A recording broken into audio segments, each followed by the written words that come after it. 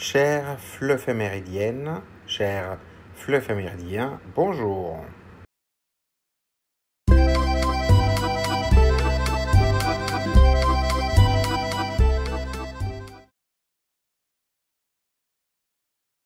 La Journée internationale des reptiles vise à mieux faire connaître ces animaux fascinants et souvent méconnus.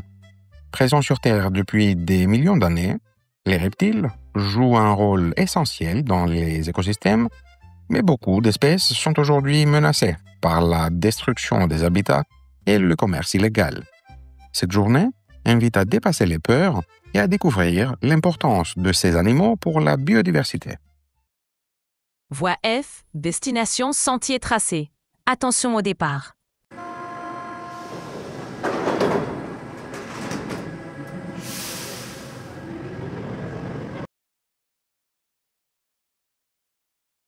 Première question. Avez-vous déjà vu des reptiles en vrai? Où? Les apprenants peuvent répondre qu'ils ont vu des reptiles dans un zoo, dans un parc naturel ou pendant les vacances, par exemple une tortue à la mer, un lézard dans le jardin ou un serpent dans la campagne. Certains en ont peut-être vu chez un ami ou dans le vivarium d'une animalerie. Ces rencontres sont souvent surprenantes ou impressionnantes.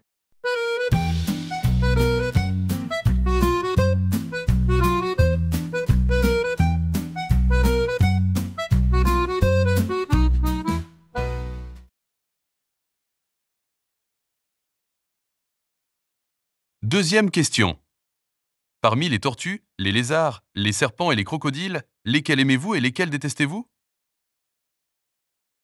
Beaucoup de gens aiment les tortues parce qu'elles sont lentes, calmes et inoffensives.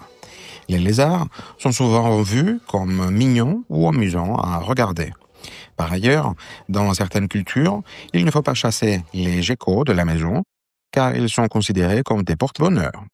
En revanche, les serpents et les crocodiles font souvent peur à cause de leurs dents, de leurs mouvements rapides ou de leur image dangereuse.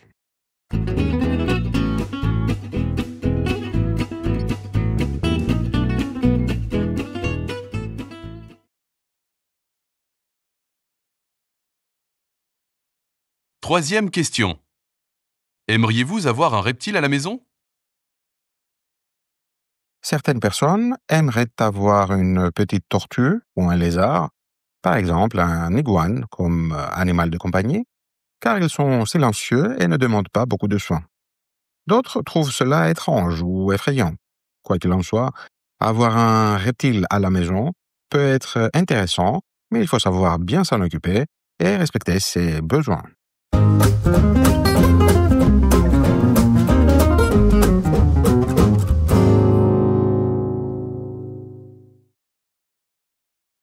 Voie L, destination terrain conquis. Attention au départ.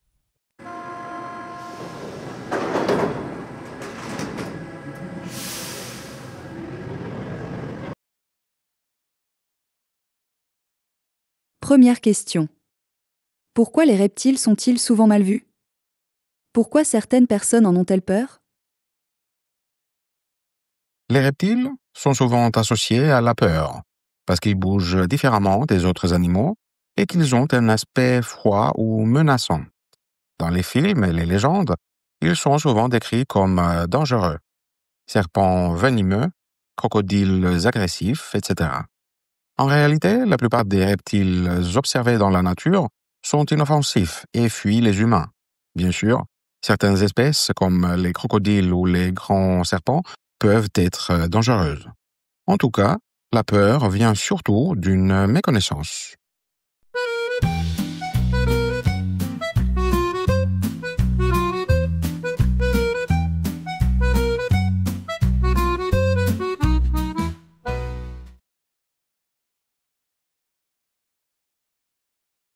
Deuxième question. Aimeriez-vous avoir un reptile comme animal de compagnie? Pourquoi certaines personnes choisissent-elles d'en adopter un? Certaines personnes apprécient les reptiles pour leur beauté, leur couleur ou leur calme. Elles trouvent fascinant d'observer leur comportement ou de s'occuper d'un animal peu commun. D'autres les adoptent par passion pour la nature ou pour se différencier. Cependant, il faut rappeler que ces animaux ont des besoins spécifiques. Température, humidité, alimentation, et qu'ils ne sont pas toujours faciles à élever.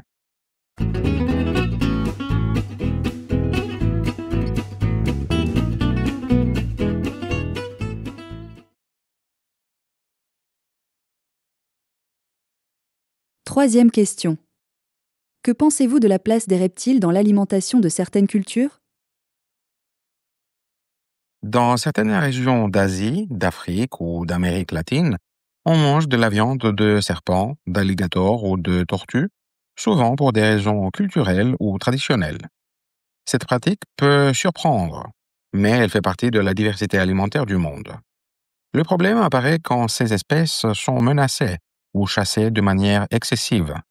Bref, il faut concilier respect des traditions et protection des animaux.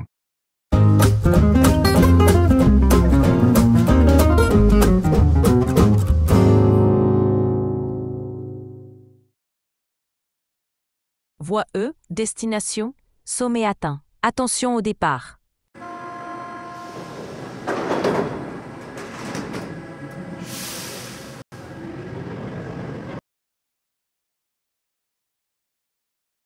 Première question.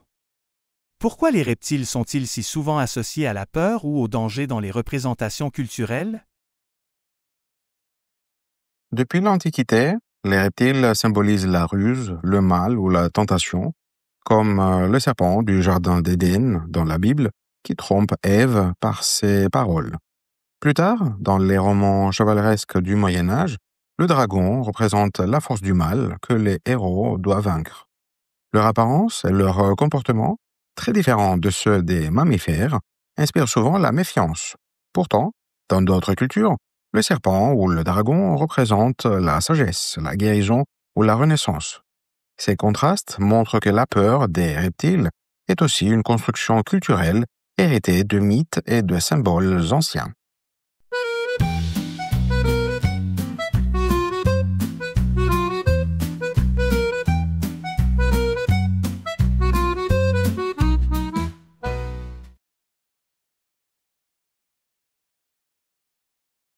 Deuxième question.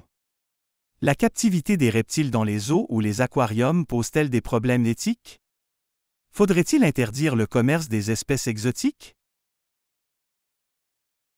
La captivité soulève des questions morales, car beaucoup de reptiles ont besoin d'espace, de chaleur et d'un environnement naturel pour vivre correctement. Les garder dans des vivariums étroits ou les vendre comme objets de collection est contraire à leur bien-être. Interdire le commerce des espèces exotiques protégerait la biodiversité et limiterait le trafic illégal. Mais cela suppose aussi de développer des alternatives éducatives et scientifiques respectueuses des animaux, par exemple en favorisant l'observation dans leur milieu naturel ou l'usage de supports numériques pour mieux les faire connaître.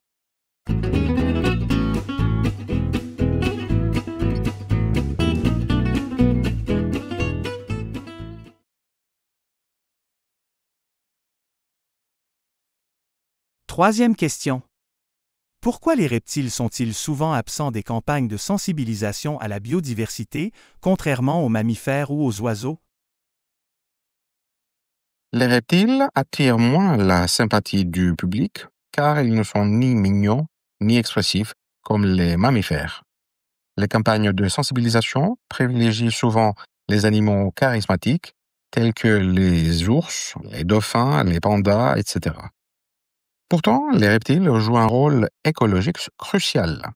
Ils régulent les populations d'insectes et de rongeurs et servent d'indicateurs pour l'équilibre des écosystèmes. Leur absence dans ces campagnes montre encore un manque d'éducation à la diversité de la vie sauvage.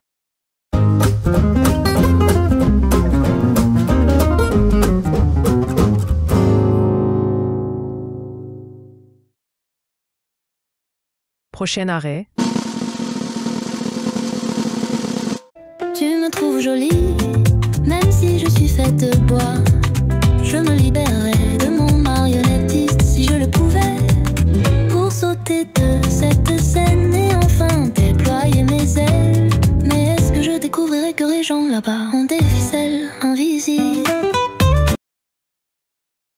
Merci d'avoir regardé cette vidéo.